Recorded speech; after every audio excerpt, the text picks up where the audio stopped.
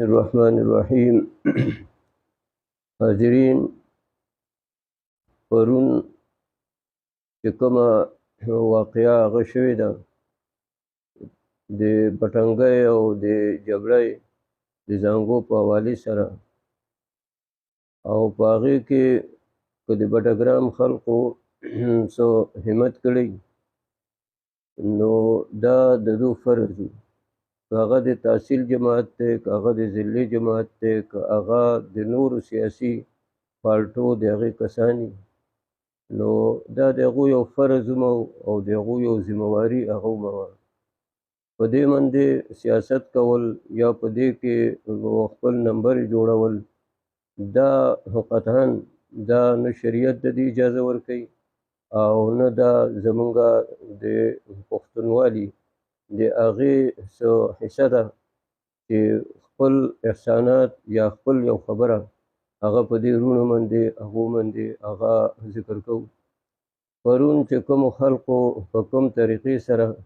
هغه په هغه ځای کې ما به ذات خود هغه لیدلي، زه د شپې 9 بجو پورې هلته وم چې کله 4 کسان هغه رها شله او بیا د هغې نه زانګو نه او بیا نور هغه دغه شان هغه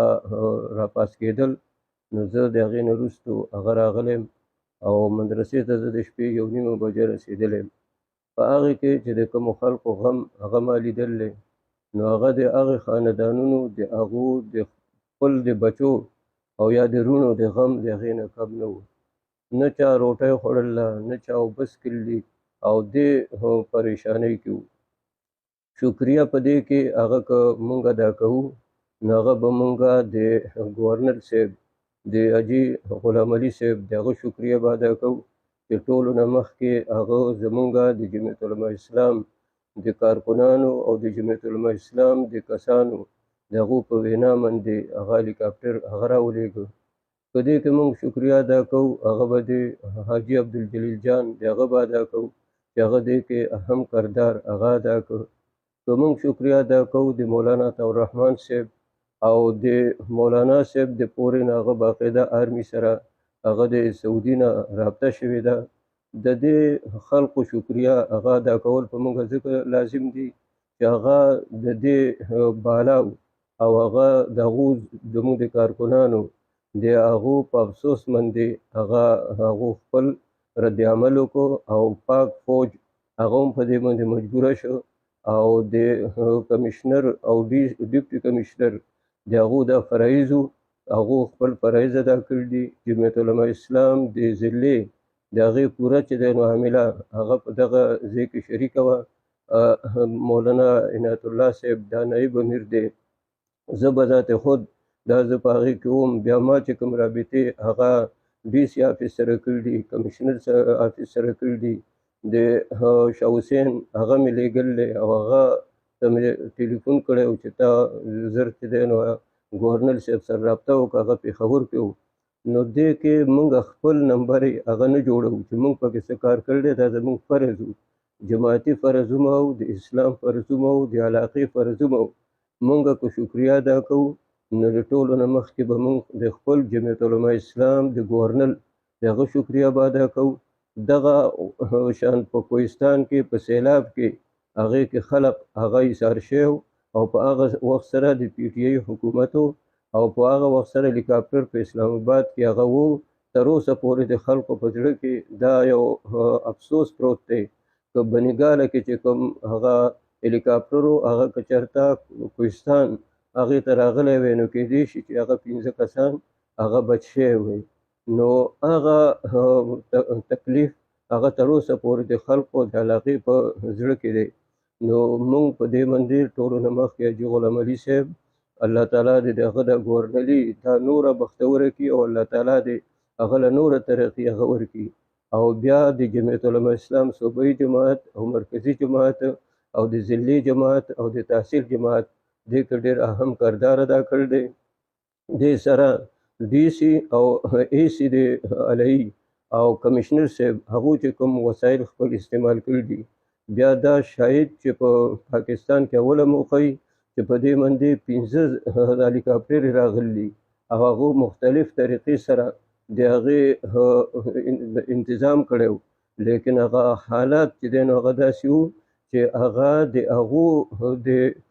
طاقت او د هغو کوم هنر چې و او د هغو چې کوم انجینري وه هغه د هغې نه بار خبره وه. بیا په هغه ځای کې زه په خپله ناستم چې د سی روډ د هغې چې دی نو کسان هغو په کوم طریقې سره بیا دغه ریسکو دو په کومې طریقې سره کاروایي کړله، دې غاړې نه کاروایي مشکله وه، د بټنګۍ د غاړې بیا هغو د جنګړۍ د غاړې نه کاروایي کړله او په هغې باندې کسان هغوی چې دی نو دغه په امن او امان سره کوز کړي دي. نو موږ په شکریه ادا کوو ټولو نه مخکې هغه د الله تعالی چې دا یو داسې امتحان هغه په پوره پاکستان باندې راغلی و چې دا د پوره پاکستان د هغه غم او بیا د پښتو او بیا خاص کر د هغه خاندانونو چې د دې ماشومانو یا د دې مشرانو د دو هغو سره تعلق بیا په دې وخت سره جمعیت علماء اسلام هغه باندې دا ډېر لوی امتحان و، ځکه چې ګورنر په صوبه کې هغه د جمعیت علماء اسلام د هغې ګورنر دی، نو دا ډېر لوی امتحان و. نو الحمدلله چې الله تعالی په دې امتحان کې په دې کې په موږ باندې فضل وکړو، کرم وکړو، نو د ټولو نه مخکې د الله تعالی شکریه هغه ادا کول دي. بیا د هغې نه وروستو د جمعیت علماء اسلام د هغه قیادت د هغې شکریه ادا کول دي. بیا په دې کې ناصر خان څه کار کړی، په دې کې شاه حسین کړی، په دې کې غلام الله مولوي صاحب کړی، په دې کې ما کړی، په دې کې ډي سي کړی، په دې کې کمشنر کړی، نو دې کې د شکریو ضرورت نه دی، دا زموږ فرض دی. داسې امتحانات چې الله تعالی په چا نه راولي، په دې کې د نورو جماعتونو والا او سیاسي جماعتونو والا سکردار کړی د بټګرام په سطح باندې، نو دا د هغو فرض دی. او دغه سیاسي کسانو چې دې ځای کې کوم تعاون او امداد کړ دی، نو دا هغو خپل فرض ادا کړی دي، لیکن کته موږ نه خبر شوي چې هغو اعلی قیادت هغه په دې کې څه حرکت کړی یا اعلی قیادت هغو ته پته نه ده رسېدلې، هغه مسلمانان وروڼه دي، که د هغو په لاس کې یو شی هغه وی د هغو به ولې داسې بې غوري کوله، دا د انسانیت خبره وه، دا د مسلمانۍ خبره وه. او زما ټولو ته دا اپیل دی چې داسې موقع او داسې حالاتو دې کې د سیاست چمکاولو یا دې کې د خپلو نمبرو جوړولو یا په دې کې د چا د نومونو چې دی نه اخیستلو چې زه د پلانکي شکریه ادا کوم، د پلانکي فرض ادا کول جدا دي او شکریه ادا کول، شکریه د هغې خلکو هغه ادا کېږي چې هغه د دې ځای سره متعلق نه وو او هغو زموږ په فریاد باندې هغې باندې خفه شله او زموږ فریاد یې واورېده او زموږ هغه فریاد باندې کار یې وکړو. نو دې نه ټولو نه زیات هغه د دې ابتداءً هغه ګورنر صاحب چې دی نو د شکریه ادا کوو، د صوبایي جماعت د مرکزي جماعت شکریه ادا کوو او دې سره پاک فوج هغو چې په کومې طریقې سره بیا دې سره چې کوم زیلي د هغې کوم ډي اس پي او یا چې دی نو ډي پي او یا هغو چې کوم خپل ځوانان او خپل دغه جوان هغه هغو څه طریقې سره هغه چې دی دغه کړي تیار کړي او هغو خدمت هغې ته ولاړو، نو دا زموږ د ټولو یو فرض و او د الله شکریه ادا کوو چې الله تعالی خپل رحم وکړو، خپل کرم وکړو. دغه خاندانونو سره زموږ همدردي ده او دغه خاندانونو دوله چې کوم تکلیف هغه میلاو شو، د الله نه به د دې سوال هغه کوو چې الله تعالی دوله د دې په دنیا کې اجر خوشحالي نصیب کړي او آخرت کې د دې اجر ورکړي. واخر دعوانا الحمدلله رب العالمین.